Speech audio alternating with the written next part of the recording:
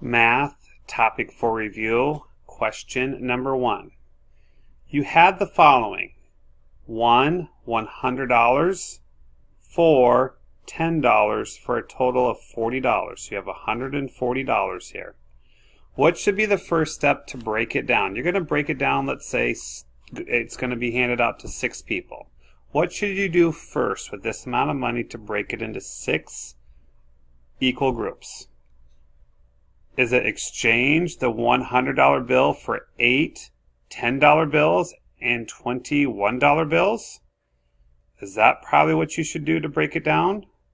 B, exchange the $100 bill for a $100 $1 bill. So exchange this for 100 $1 bills. C, exchange the $100 for 10 $10 bills.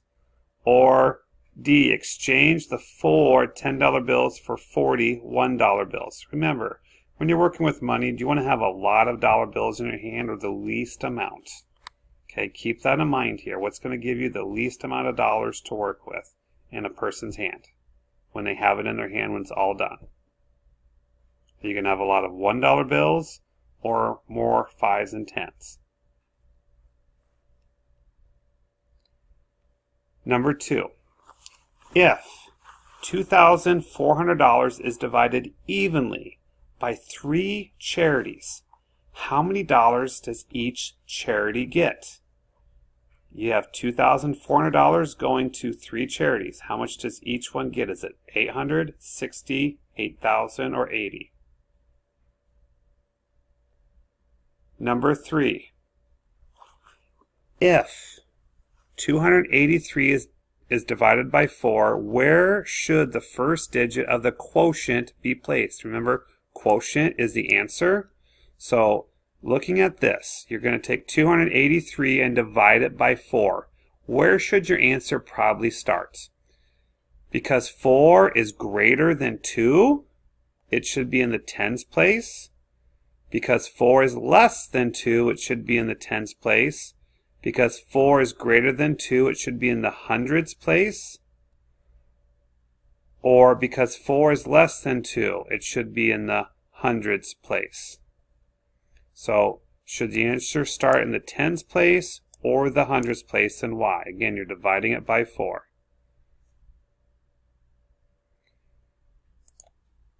Number 4. Which of the following is the best estimate of 913 divided by 4? Okay, so 913 divided by 4, which one's going to be the best estimate? So you probably want to divide this and then round your answer. Which one of them is it closest to? Is it 200, 250, 225, or 300? So round your quotient, round your answer. Okay, what's it going to be closest to? Number 5, the table shows the amount raised by teams for the Children's Hospital. Raquel's team raised 4 times the amount that Jeremy's team raised. How much did Jeremy's team raise? So if Raquel's team raised 4 times the amount than Jeremy's team, what does that look like? So let's say Jeremy's team raised $1. Well, that means Raquel's team raised $4. If Jeremy's team raised $5, 5 times 4 is 20. So Raquel's team raised $20. If Jeremy's team raised $10, take it times 4. That's how much Raquel's team made, $40. How much did Jeremy's team raise? So again, Charles raised $448. Jeremy raised how much money? And Raquel raised $836. So again, she raised 4 times the amount that Jeremy did. So did Jeremy get $209 raised, $204, $112, or $29? Which one of these would show you how much he raised? Again, Raquel raised 4 times the amount. Number 6. Which of the following shows the best way to estimate 712 divided by 8 using compatible numbers? So compatible numbers is, again, get it as close to this number as possible. So 8 times what is going to get you close to that number? Which one of these shows you what to do? Is it 720 divided by 8, 730 divided by 8, 800 divided by 8, or 700 divided by 8? Right. Number 7. Which of the following is a prime number? Again, a prime number is where you can only take the number and take it times 1 to get to that. So, for example, let's say you're looking at the number 5. The only way to get 5 is if you take it by 1 and 5. There's no other way that you can multiply any numbers together to get 5. So that's prime. Composite is when you have more than one way to get to the answer. Let's say it's 14. Is 14 prime or composite? Is there only one way to get to 14? Is it 1 times 14?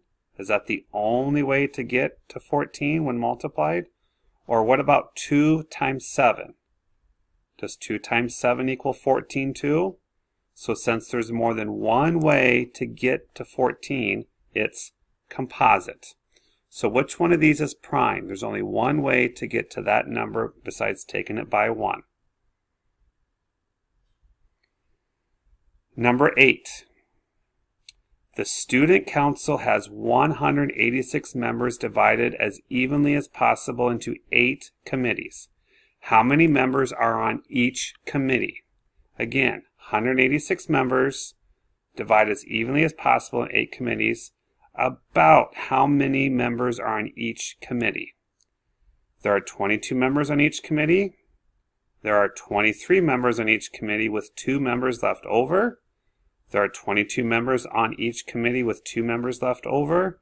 Or D, there are 194 members on the student council. Which one of these is going to tell you about how many people are on each of those committees? Again, there's 8 total. Put them into groups evenly. How much is in each committee? Number 9.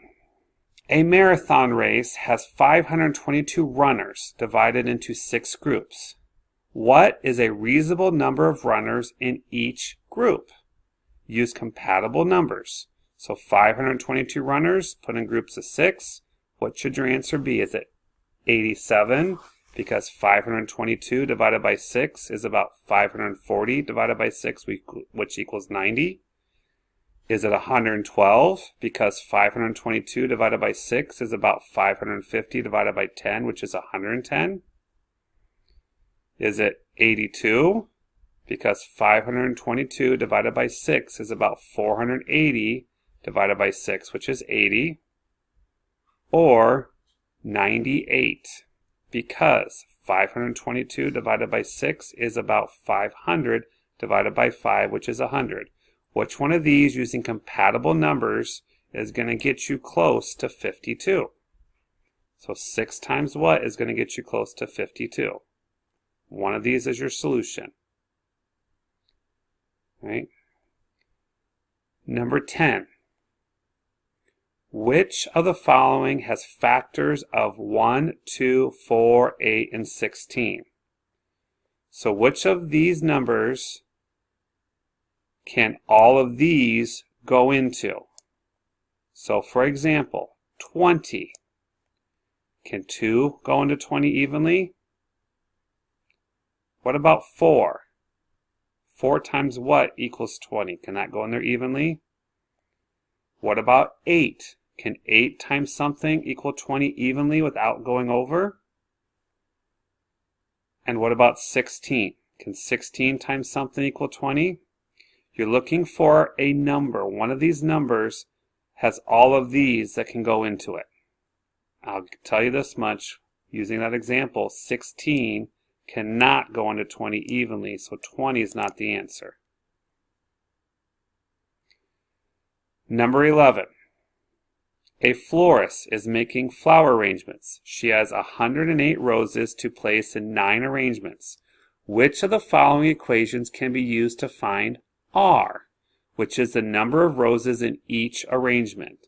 So she has 108 roses to place in 9 arrangements. How many are going to go in each of those? Which of the following equations will be used to figure it out? Again, R is your answer. Which one of these would you type into a calculator to figure out how many roses go into each of those 9 arrangements? 12. A high school has $1,016 available for scholarships and $2,592 available for grants. If 8 students are awarded equal parts of the money for the scholarships, how much does each student receive? So again, they're focusing on just the scholarships. 8 students are going to get this amount of money in scholarships. How much is each person going to get? Okay, 217, 127, 120, or 102. And the last one.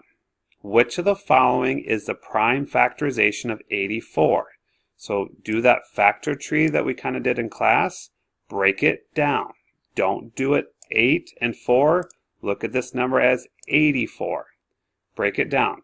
Which one of these, when multiplied together, is going to get you 84? Remember, focus on the prime numbers. Prime is, again, there's only one way to get to that number. It's 1 and the number. So again, look at number 3. 1 times 3 is 3, so that's prime. What about 4? Is 4 prime or composite? Okay, can this number be broken down any farther?